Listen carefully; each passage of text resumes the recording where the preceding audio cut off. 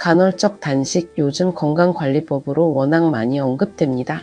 그런데 이 방법이 모든 연령대에 똑같이 좋은 건 아니라는 연구 결과가 최근 나왔습니다. 특히 78세 이상 어르신들에게는 오히려 주의가 필요하다는 이야기입니다. 스웨덴의 한 의과대학 연구팀이 노인 2,900여 명을 최대 15년간 추적한 결과입니다. 결론부터 말씀드리면 식사와 식사 사이 간격이 길수록 여러 만성질환이 더 빠른 속도로 쌓이는 경향이 나타났습니다. 젊은 층에서는 건강에 좋다고 알려진 습관이 고령층에서는 다르게 작용할 수 있다는 겁니다. 이게 왜 우리 이야기냐고요? 지금 40대 이상이신 분들, 부모님을 챙기고 계시거나 스스로도 언젠가 이 나이대에 접어들게 됩니다. 그리고 요즘 건강 정보는 대부분 젊은 층 기준으로 만들어져 있습니다. 오늘은 이 연구가 정확히 무엇을 말하고 있는지, 그리고 왜 나이에 따라 다르게 받아들여야 하는지 차분히 짚어보겠습니다. 지금까지의 핵심을 한 문장으로 정리하면 이렇습니다. 식사 간격이 길어지는 습관이 78세 이상, 고령층에서는 만성질환 누적 속도와 연관이 있다는 연구 결과가 나왔습니다. 이 연구를 좀 더 자세히 들여다보겠습니다. 연구를 진행한 곳은 스웨덴 카롤린스카 의과대학입니다. 연구팀은 스웨덴에서 진행 중인 국가노화 돌봄 연구에 참여한 60세 이상 참가자 2,981명의 자료를 분석했습니다.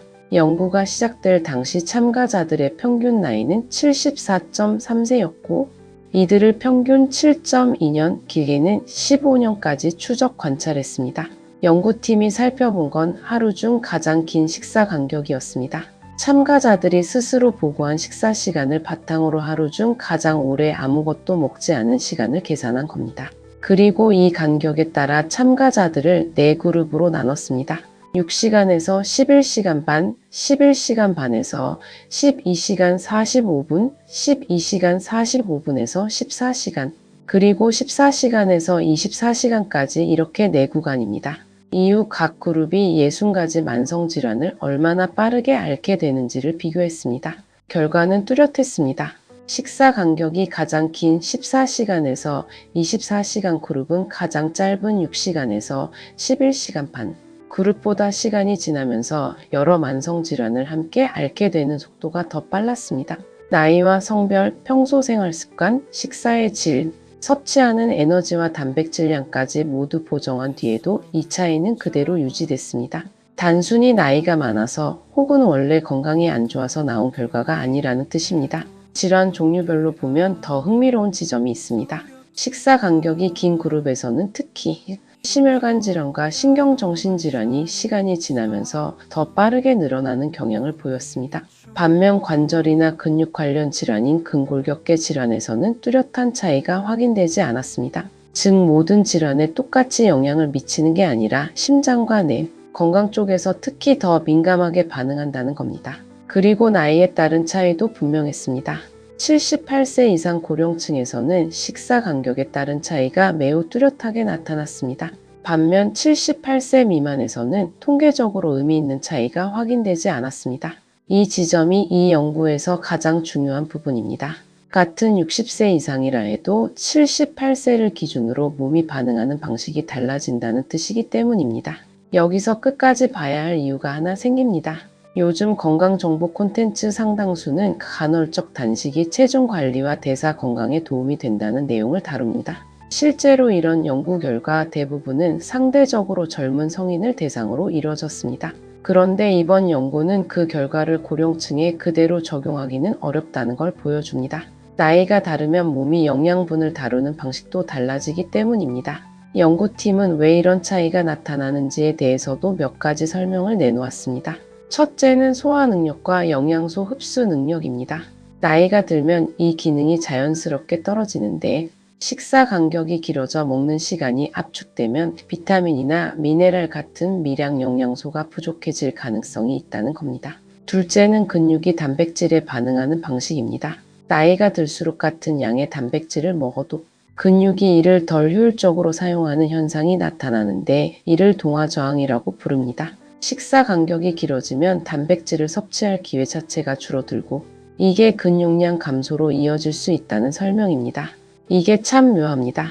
같은 습관이 어떤 나에 대해서는 도움이 되고 다른 나에 대해서는 오히려 부담이 될 수 있다는 거니까요.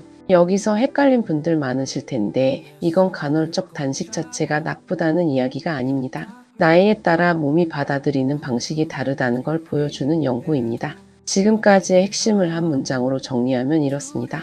식사 간격이 길수록 심혈관 질환과 신경정신 질환이 더 빠르게 누적되는 경향이 나타났고 이 차이는 78세를 기준으로 뚜렷하게 갈렸습니다. 여기까지 들으면 단순히 노인 건강에 관한 연구 하나로 넘길 수 있습니다. 그런데 대부분이 놓치고 있는 진짜 포인트는 이 연구가 가진 한계와 그 한계 안에서도 우리가 챙겨야 할 태도에 있습니다. 먼저 연구팀 스스로가 밝힌 부분입니다. 이번 연구는 관찰 연구입니다. 즉 식사 간격이 긴 사람과 짧은 사람을 오랜 기간 지켜보면서 어떤 차이가 나타나는지를 확인한 것이지 식사 간격을 인위적으로 조작해서 원인과 결과를 증명한 실험이 아닙니다.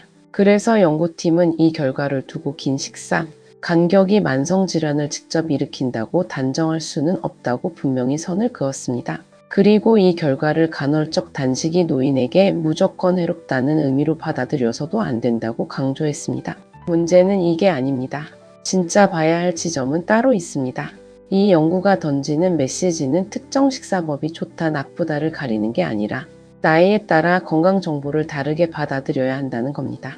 지금 넘쳐나는 건강 콘텐츠, 유행하는 식습관, 다이어트 정보 대부분은 특정 연령대를 기준으로 만들어졌습니다. 그런데 그 정보를 부모님 세대 혹은 앞으로 그 나이대에 접어들 우리 자신에게 그대로 적용하는 게 항상 맞는 건 아니라는 겁니다. 개별 사건이 아니라 더 큰 흐름입니다. 최근 몇 년 사이 노년기 건강연구는 계속해서 비슷한 메시지를 던지고 있습니다. 젊은 층에게 좋다고 알려진 습관이 고령층에서는 다르게 작용할 수 있다는 겁니다. 운동 강도, 체중 감량 목표, 식사 패턴까지 나이에 따라 다시 검토해야 한다는 흐름이 학계 전반에서 이어지고 있습니다. 이번 연구는 그 흐름 안에 있는 하나의 사례입니다. 특히 40대 이상이신 분들 입장에서는 이 이야기가 두 갈래로 다가옵니다. 하나는 부모님입니다. 요즘 어르신들 사이에서도 건강 정보를 접할 기회가 많아지면서 간헐적 단식이나 하루 한 끼 식사 같은 습관을 시도하시는 경우가 늘고 있습니다. 좋은 의도로 시작하신 습관이지만 이번 연구를 보면 78세 이상이시라면 식사 간격을 지나치게 길게 두는 방식은 한 번쯤 다시 생각해 볼 필요가 있어 보입니다.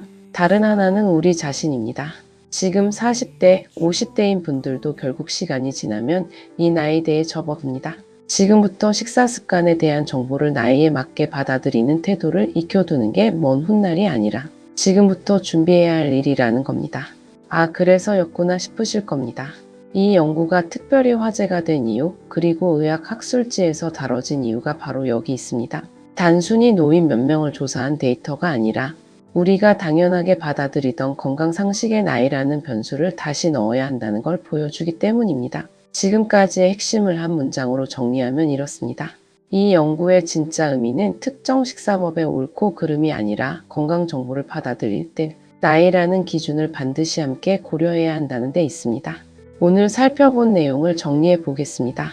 스웨덴 연구팀이 노인 2,900여 명을 최대 15년간 추적한 결과 식사 간격이 긴 습관은 78세 이상 고령층에서 만성질환 누적 속도와 연관이 있는 것으로 나타났습니다. 특히 심혈관 질환과 신경정신질환에서 그 경향이 뚜렷했습니다. 다만 이 연구는 관찰 연구이기 때문에 직접적인 인과관계를 증명한 것은 아니며 간헐적 단식 자체를 부정하는 결과로 받아들여서도 안 된다는 점을 연구팀 스스로 강조했습니다. 이 지점입니다.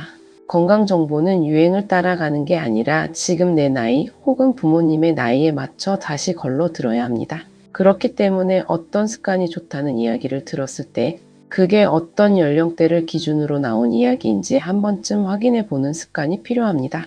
그래서입니다. 오늘 이 연구가 단순한 해외 토픽이 아니라 우리 가족의 이야기로 다가오는 이유입니다. 그렇다면 이런 질문을 한번 던져보고 싶습니다.